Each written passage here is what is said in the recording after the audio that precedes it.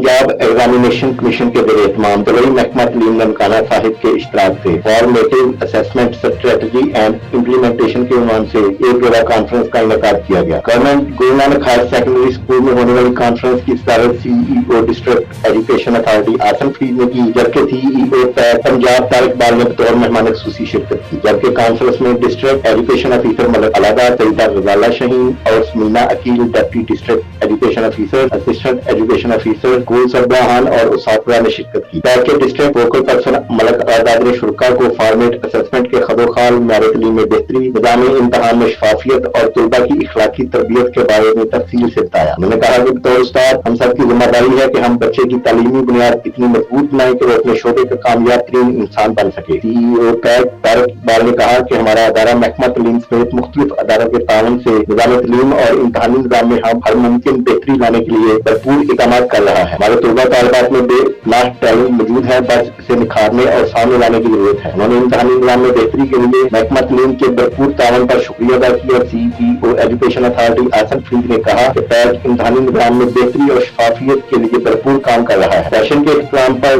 Pack के एहतमाम होने वाले मुख्तलिफ इम्तहानात में पोजीशन हासिल करने वाले तलबा और तालिबात और नुमाया कारकर्दगी का मुजाहरा करने वाले अफगान और उसातज़ा में ट्रॉफियां और शील्ड भी तकसीम की गई।